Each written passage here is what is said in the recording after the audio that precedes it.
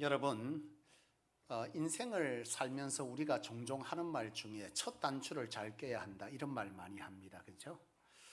첫 단추를 잘 꿰야 된다. 여러분, 단추 급하다고 잘못 꿰서 옷 한번 입어본 경험들 다 한 번, 두 번씩 있죠. 옷 단추 한번 잘못 끼면요, 참 둘러둘러 가고 또 모양새가 참 안 납니다. 그런데 신앙도 여러분 마찬가지입니다. 신앙이라고 하는 것도요, 첫 단추를 잘 꿰야 돼요. 첫 단추를 잘못 꿰면 인생도 꼬이고 신앙도 잘못되고 엉망진창이 됩니다. 무슨 말이냐 하면 신앙도 첫 출발을 바로 꿰야 된다는 말이죠. 여러분, 신앙의 출발은 무엇이죠? 하나님의 부르심이라고 하는 이것이 굉장히 중요합니다. 한국 교회의 많은 그리스도인들에게 나타나는 문제 중에 하나는 뭐냐 하면 내가 뭔가 인생에 문제가 있어서 예수를 믿었다는 거예요.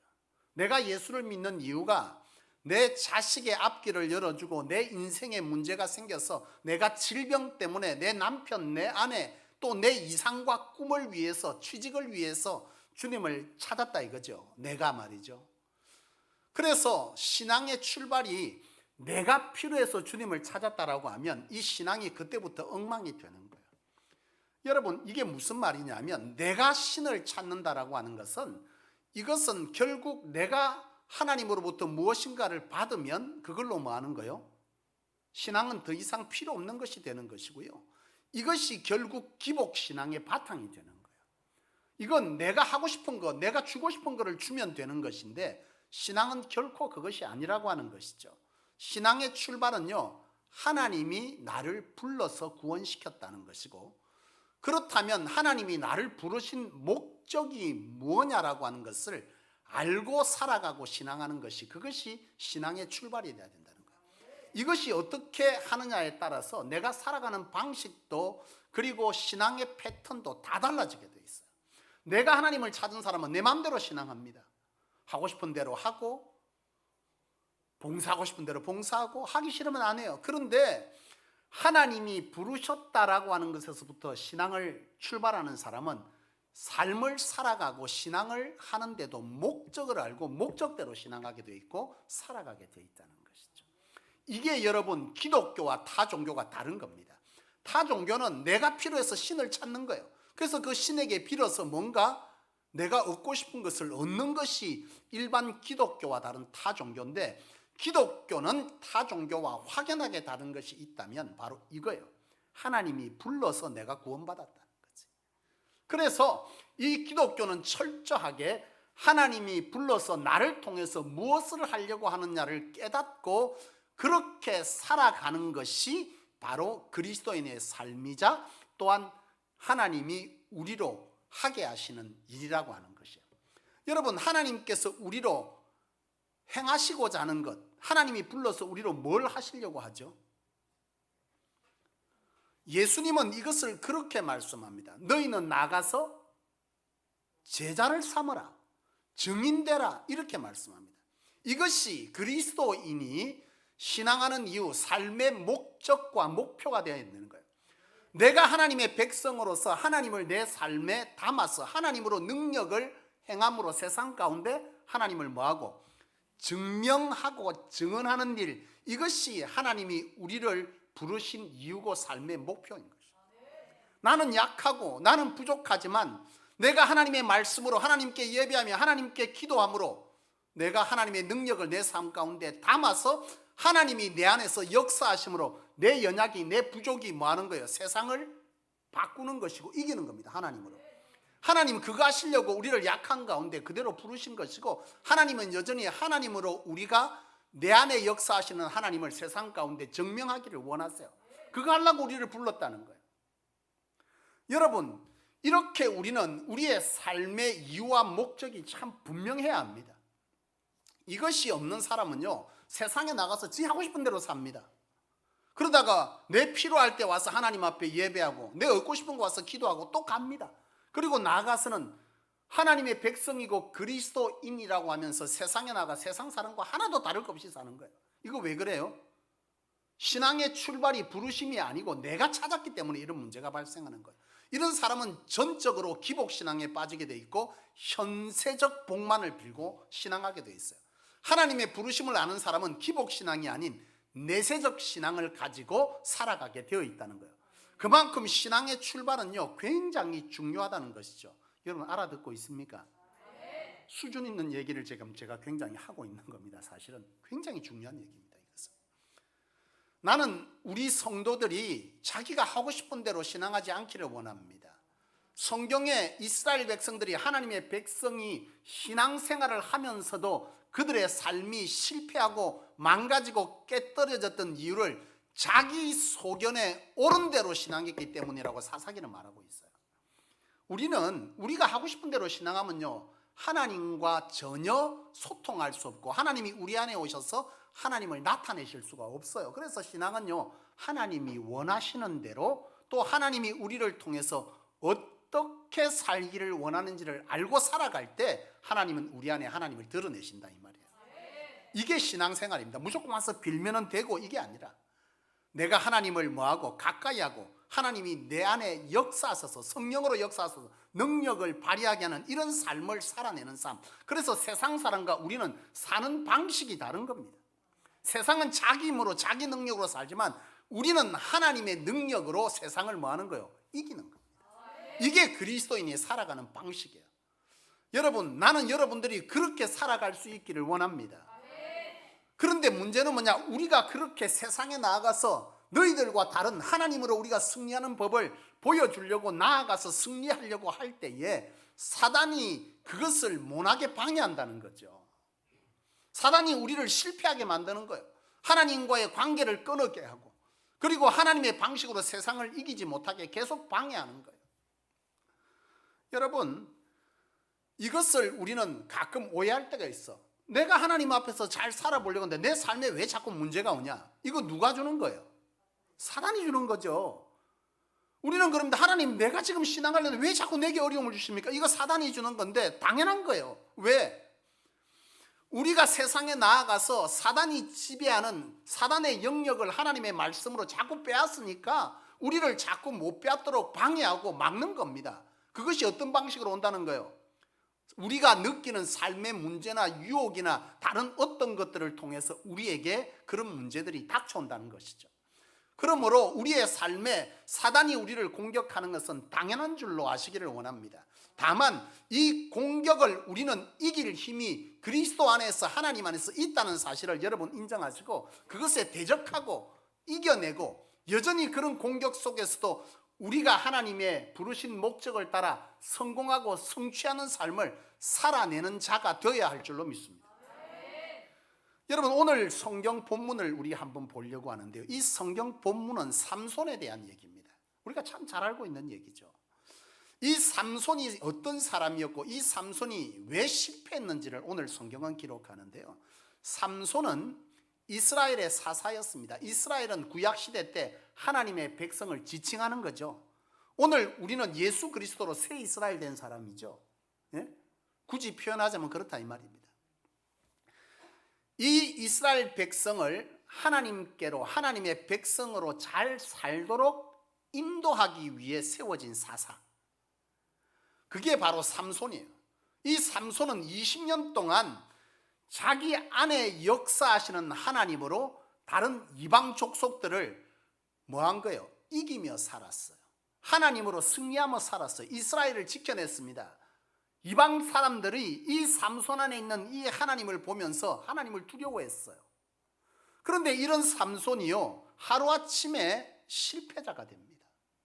왜 실패자가 되었냐? 사실 우리는 생각할 때 삼손이 대단한 능력을 가진 우락부락하고 굉장히 덩치가 있는 사람으로 생각하지만 사실은 오늘 삼손에 대해서 성경은 이렇게 기록합니다. 20절을 보십시오. 16장 20절 하반절에 가면 여호와께서 분명히 삼손이 들릴라가 이르되 삼손이여 블레셋 사람이 당신에게 들이닥쳤으니 하니 삼손이 잠을 깨며 이르기를 뭐가 내가 전과 같이 나가서 몸을 떨치리라. 그전처럼 삼손이요 나기 특별로 역사에 보면 1000명을 한 번에 때려잡은 말도 안 되는 주인공이 삼손이거든요. 이런 삼손이 자기가 당연히 그렇게 할 줄 알고 벌떡 자다가 일어나서 힘을 쓰려고 했는데 뭐 하더라? 여호와께서 이미 자기를 떠나신 줄을 깨닫지 못하였더라. 다시 말하면 삼손에게 이런 힘이 있었던 것은 자신의 신체적 구조 때문이 아니라 하나님이 그와 함께 했기 때문에 가능했다는 것을 설명하고 있는 것입니다. 우리는요 그런 사람이에요. 우리는 외부적으로 볼 때, 지식적으로 볼 때 많은 것을 가지지 않은 사람이지만 하나님이 우리와 함께 하실 때 이와 같은 능력을 행하는 거예요. 이게 우리입니다. 하나님은 우리를 그렇게 쓰시기를 원하고, 그래서 세상은 우리를 두려워하게 만드는 거예요. 그렇게 하기를 하나님이 원하시는데 우리는 자꾸 세상 사람처럼 살려고 한단 말이에요. 여러분, 그렇게 살면 우리는 승리할 길 없어요. 세상에 계속 종속되고 질 수밖에 없습니다. 우리는 세상을 복음으로, 하나님의 능력으로, 절대 능력으로 세상을 하나님께로 인도해야 될 그런 사람이라는 말이죠. 여러분, 삼손이 이처럼 이렇게 강력한 힘이 있었던 사람이지만 하루아침에 이런 힘을 뺏겼어요. 그것이 왜 뺏겼냐를 성경은 설명하는데요, 이 삼손에게 이런 능력이 주어질 수 있었던 것은 하나님이 함께 했기 때문이라고 말하는데, 하나님이 함께 하는 조건이 있습니다. 전제 조건이. 그것이 뭐냐면 삼손의 머리에 삭도를 대지 않는 겁니다. 다시 말하면 머리를 깎지 않아야 된다는 거예요. 삼손에게 지금 이 본문의 내용을 보면 삼손의 힘은 머리카락에 있는 것 같지만 그것이 아니라 하나님과의 언약을 지키냐 안 지키냐의 문제입니다. 이 삼손은요, 그 당시에 어떤 사람이냐면 나실인이라고 성경은 기록해요. 나실인은 뭐냐면 태어날 때부터 하나님을 섬기기로 인생을 작정한 사람들을 나실인이라고 그랬어요. 그러니까 삼손은 날 때부터 하나님을 섬기기로 자기 인생을 완전히 구별하여 하나님의 사람으로 살기로 구별한 사람이 바로 나실인인데, 이 나실인에게 하나님께서 요구한 것이 세 가지가 있는데, 그게 뭐냐면 머리를 자르지 말라는 거예요. 칼을 대지 말라. 두 번째는 뭐냐? 두 번째는 포도주를 먹지 말라. 세 번째는 시체를 가까이 하지 말라요. 이게 다 무엇과 연관되어 있냐? 거룩 성결과 연결되어 있습니다. 철저하게 세상과 단절된, 구별된 하나님만을 바라보고 하나님에 의해서 살아갈 자의 증표로서 나실인에게 요구한 것이 이것인데, 지금 삼손은 그것을 깨뜨린 거예요. 머리를 깎은 것은 나실인으로서 하나님과의 언약을 뭐 했다는 거예요? 깨뜨렸다는 거예요. 그것을 깨뜨림으로 통해서 하나님이 그와 함께하지 못했다. 고로 삼손은 뭐 했다는 거예요? 힘을 다 잃어버렸다, 이 얘기를 하고 있는 거예요. 우리 그리스도인들은 하나님 관계가 깨지면요 가장 나약한 존재로 세상 가운데 나갈 수밖에 없어요. 믿으십니까? 그렇습니다. 삼손에게 이처럼 여러분, 사단은 이렇게 공격을 하는 것이죠. 오늘 우리가 하나님의 사람으로 하나님을 증명하며 살아갈 때 이처럼 우리도 공격당한다는 거예요. 그런데 중요한 것이 있어요. 문제는 뭐냐면 사단이 삼손을 공격할 때, 우리를 공격할 때, 우리가 하나님의 사람으로 잘 살아보려고 할 때, 공격할 때 사단은요 우리의 가장 약한 약점을 공격한다는 거예요. 오늘 삼손도 보면 약점이 뭐였냐? 삼손에게 약점은요 이성입니다. 이성. 뭐였다는 거예요? 그렇죠. 삼손은요 그의 삶의 행적을 보면 그런 흔적들이 나타나요. 삼손이 어떤 잔치에서 퀴즈를, 소위 말하면 수수께끼를 열어서 수수께끼를 내어서 그 수수께끼의 답을 말하지 말아야 되는데, 여자 때문에, 사실 아내지만 여자 때문에 결국 삼손이 그 수수께끼의 답을 대답해서 많은 손실을 보는 일들이 있습니다. 우리가 비단 그의 삶의 행적을 보면 이처럼 삼손은 어디에 약했다는 거예요? 여자에 엄청 약한 거예요. 사단은요 그걸 공격한 겁니다. 여러분, 모든 남자가 여자에 다 약하다 맞습니까? 안 맞습니까? 결코 그렇지 않습니다.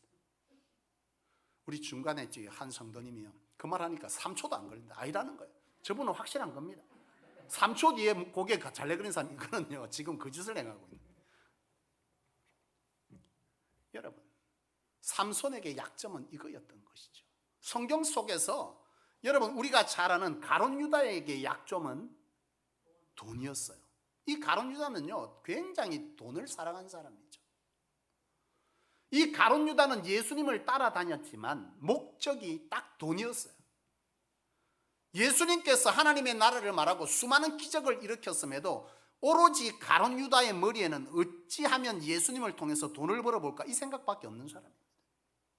예수님을 사랑한 것이 아니라 예수님을 철저히 이용하려고 했던 사람이 바로 가룟 유다예요. 이 가룟 유다가요, 예수님을 따라다니면서 돈을 벌려고 했죠. 그래서 가룟 유다는 끊임없이 회계일을 받습니다. 돈을 재정을 맡은 사람이에요. 그런데 뜬금없이 예수님께서 최후의 만찬을 열어놓으시면서 자신이 죽는다는 얘기를 하는 거예요. 가룟 유다는 황당한 거죠. 내가 당신의 모든 것을 버려두고 쫓았던 이유는 오로지 돈 때문인데 당신이 죽는다고? 이러니 가룟 유다는요, 막판에 뭐라도 챙기자는 심사입니까? 아니, 당신 죽어보면 이때까지 나는 뭐냐는 거예요. 그래서 마지막에 그는 머리를 굴린 거죠. 뭐라고요? 은 30냥이라도 챙기자고 예수님을 팔은 것입니다. 사단은요, 가룟 유다의 마음에 들어갔다고 성경은 기록하죠. 가룟 유다의 무엇을 공격한 거죠? 약점을 공격한 겁니다. 내가 하나님보다 가장 사랑할 수 있는 그 약점들을 말하는 것이죠. 문제는 뭐냐? 이처럼 사단이 우리의 약점을 공격할 때에 그 약점을 공격할 때 우리가 그것을 소중히 다루지 아니하고 그것을 잘 분별하지 아니하고 그것을 사랑하게 될 때에 결국 우리는 분별력을 상실한다는 거예요. 다시 말하면 사랑해서는 안 될 것, 하나님보다 더 사랑해서는 안 될 것을 사랑하게 될 때 우리는 우리의 영적 분별력이 마비가 된다는 거예요. 오늘 성경 본문에도 보면 삼손이 이처럼 머리카락이 잘리면서 자기의 능력을 다 잊게 될 때에 전조가 있었어. 드릴라라는 여인이 삼손에게 붙어서 계속 그 비밀을 캐내려고 합니다. 드릴라가 굉장히 아름다웠던 것 같아요. 누구처럼?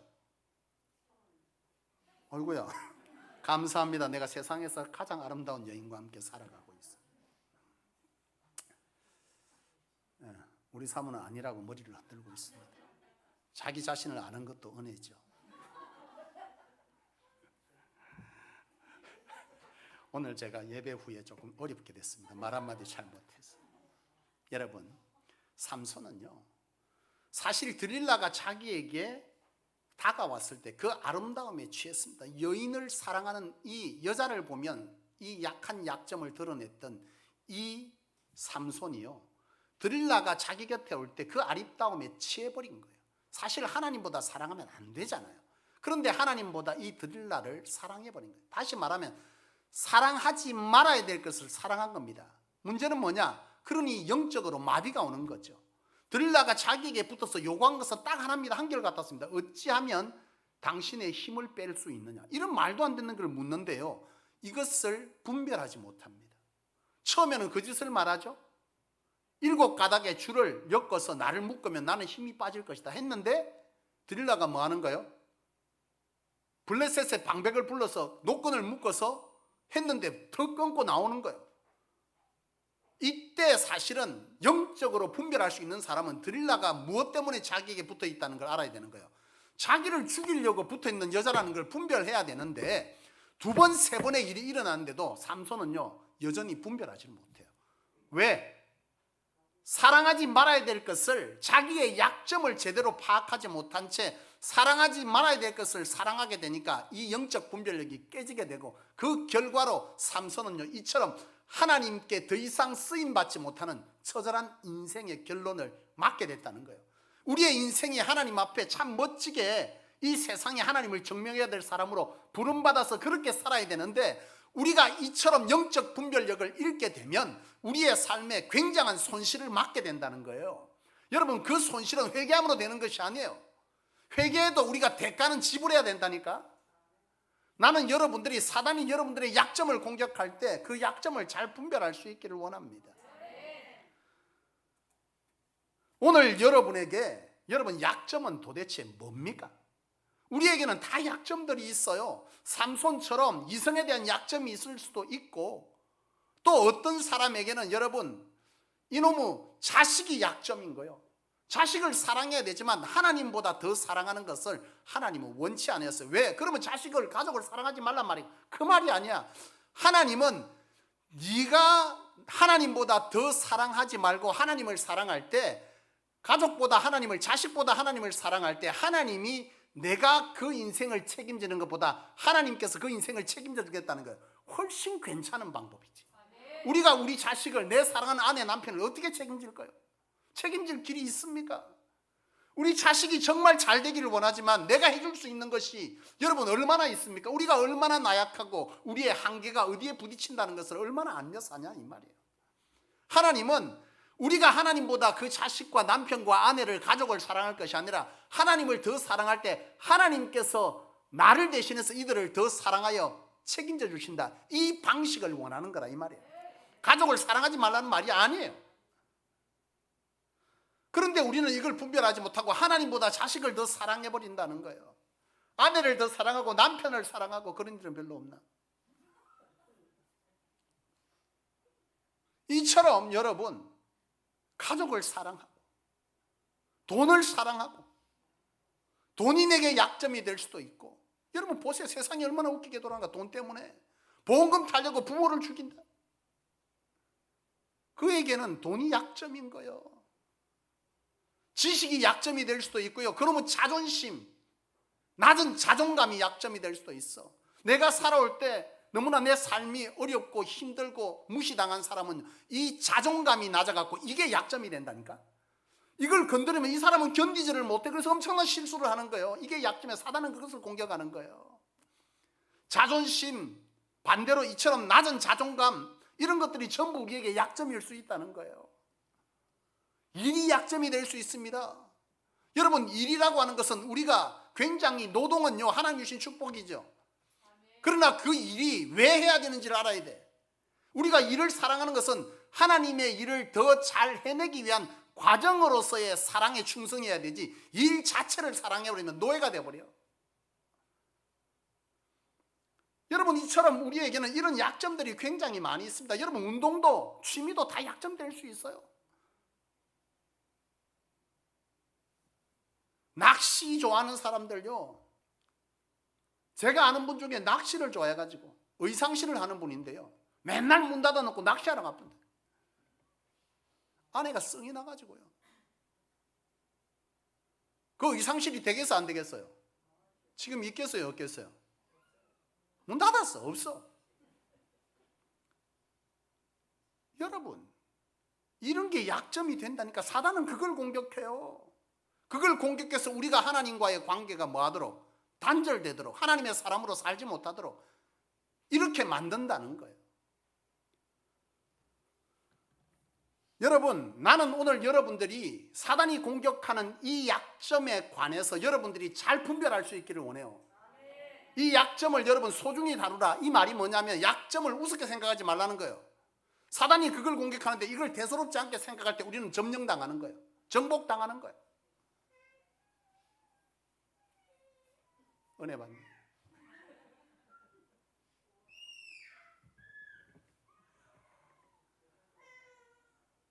여러분 오늘 여러분들이 하나님보다 더 사랑하는 것을 사랑하게 될 때에 분별력이 뭐한다? 마비된다.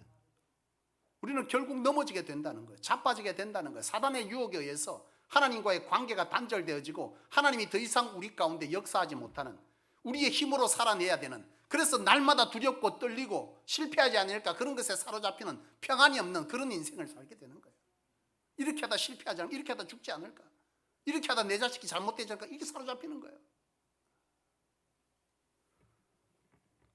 여러분 나는 여러분들이 하나님 안에서 이 약점을 잘 분별하고 이 약점이 여러분에게 사단의 공격의 이유가 되지 않기를 원하고, 이 약점이 오히려 여러분들이 하나님 앞에 쓰여지는 것에 뒷걸음질 치는 이유가 되지 않기를 원합니다. 오히려 이 약점을 강점으로 바꾸는, 이 약점 때문에 여러분들이 겸손해지고 이 약점 때문에 하나님께 더욱 가까이 가는, 그래서 이 약점이 도리어 강점이 되어지는 그런 은혜가 여러분 가운데 있기를 원합니다. 사도 바울이 바로 그런 사람이죠. 나는 사도 바울의 위대성을 거기서 보는 거예요.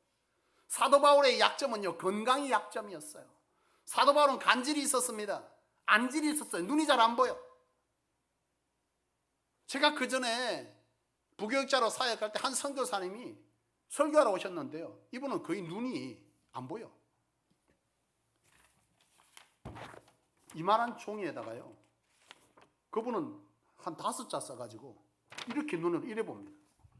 그러고 설교합니다. 내가 깜짝 놀랐어. 사도 바울이 그 정도는 아니었지만 안질 때문에 굉장히 고통을 받은 사람이고 몸에 간질이 있는 사람. 여러분, 사단은 공격하겠죠? 뭐라고요? 네 설교하다가 간질나면 어떻게 할래? 네 설교하다가 사람들에게 그런 모습 보이면 어떻게 할래? 사도 바울은 사실 이러한 눌림이 있었단 말이에요. 사단은 공격하는 거죠. 그 약점을. 너는 더 이상 주의 일 할 수 없다 하지 마라. 공격하는 것입니다.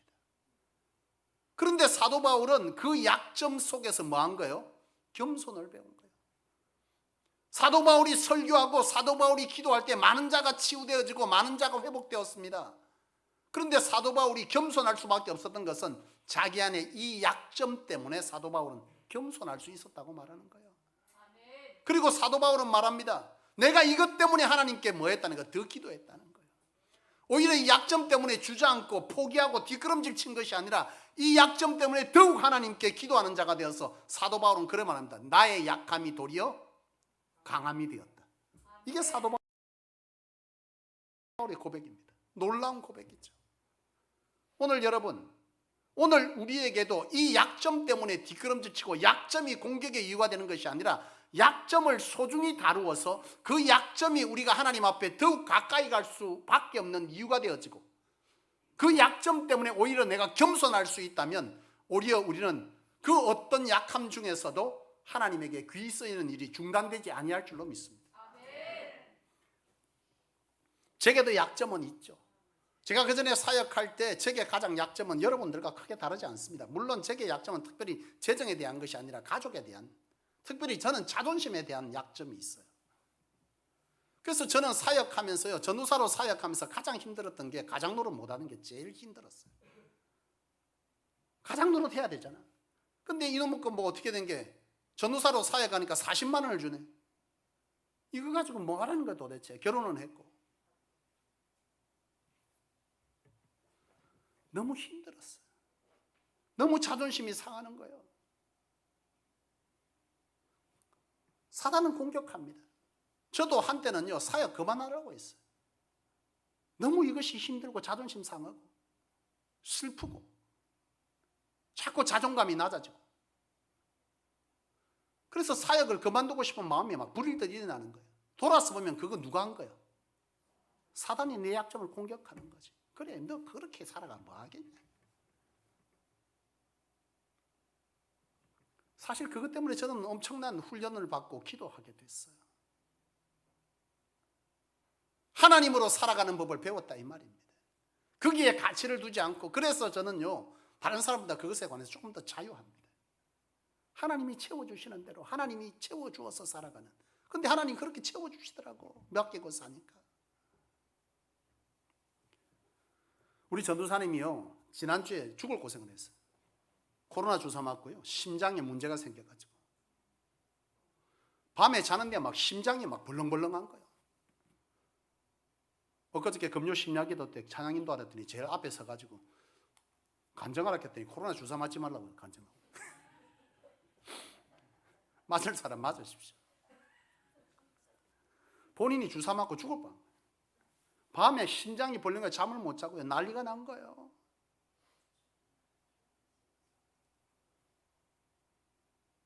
나는 우리 전도사님에게 미력 하나마 전도사님을 통해 보는 약점이 하나 있습니다. 내가 과거에 그러했듯이. 그게 뭐냐면요, 건강염려증이에요. 굉장히 민감합니다.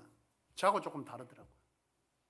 그래서 그런지 아이들에게도 그 약점이 있어요. 딸들에게. 고열이 오르면요, 애가 바로 응급실 안 가면 안 됩니다. 사단은 계속해서 그것들을 공격하면서 사역에 방해를 주고 두렵게 만들고 세상의 지식에, 세상의 경험에 사로잡게 하는 거죠. 이번에도 코로나로 그랬더니 제가 그 다음날 전화인 거예요. 전사님 좀 어때요? 이랬더니 안 좋다는 거예요. 그래서 내가 하루 쉬어 그랬더니 아닙니다, 출근한대. 쉬라는데 왜 출근한대? 사실은 제가 영적으로 좀 눌렸습니다. 무슨 눌림이 했더니 밤에 죽을까 싶어가지고.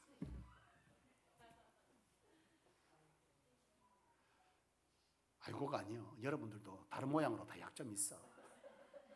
전사님이 그렇다는 거지. 그 부분이 약하다 이 말이에요. 그 부분이. 다른 건 강점이 굉장히 많은 사람입니다. 그래 출근했어. 문제는 뭐냐? 하나님께서 그를 만지시더라니까. 우리 전사님 심장 때문에 안 좋다고 이제 온 가족에게 다 말인 거예요.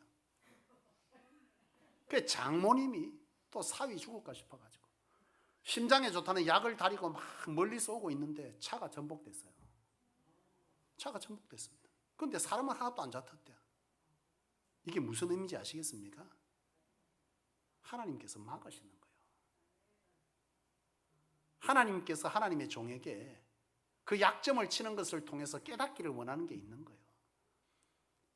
세상의 방식으로 심장이 나아지는 것이 아니라 영적으로 눌리지 말고 예수의 이름으로 대적하라. 하나님으로 살아가는 자다. 주의 종이 그걸 선포해야 돼. 본인이 붙들려 있으면 누구를 잡고 기도를 하고 누구를 위해서 담대하게 나간단 말이야. 우리 전도사님 내한테 좀 위로받으려고 욕만 엄청 들으면 맞잖아, 여러분. 영적으로 눌리면 웃자자는 거예요, 그거를. 하나님은 세상으로 나아길, 세상으로 좋아질 수 있는 방법을 막아버린 거예요. 아예 갖고 오지 말라는 거지. 그걸로 되는 거 아니라는 거 가르쳐 주는 거 아니에요. 그게 왜 확신되느냐? 사람이 여러분 차가 전복되면 다쳐야지. 안 다쳤다 그러잖아요, 희한하게. 사랑하는 여러분, 오늘 하나님은 우리를 부르실 때에 대충 살다 가라고 부른 거 아닙니다. 우리에게는 목적이 있어요. 삶의 목적이, 목표가 있어요. 주님은 그거를 증인이라고 표현하고 증인의 삶을 살되 그 증명을 하면서 다른 사람을 제자 삼으라고 했다. 그걸 우리에게 하나님은 뭘로 준 거예요? 사명이자 비전으로 주셨어요. 우리는 그 일을 위해 살아가는 자입니다. 그 일을 위해 직장 생활도, 그 일을 위해 내가 건강해야 될 이유도, 그 일을 위해 내가 가족을 돌아봐야 될 이유도 다 거기에 있는 거예요. 그런데 그 일을 잘 하려고 하면 사단이 계속 공격하는 거예요. 하지 못하도록. 하나님의 땅이 확장되는 걸 당연히 사단은 방해하지. 그런데 그 방해하면서 공격하는 게 무엇을 통해서요? 나의 약점을 통해서 공격한다는 거예요. 그 약점을 통해서 공격하는데 오늘 우리가 그 약점을 뭐 하라는 거예요? 가벼이 여기지 말라는 거예요. 인지하라는 거예요. 내 약점이 뭔지를 알라는 거예요. 그 약점을 여러분 알고 있어야 그것에 사랑을 주지 않아. 그것에 빠졌다면 여러분 그때부터 영적 분별력이 마비되어지고 그 마비는 우리의 삶을 송두리째 앗아가는 거예요.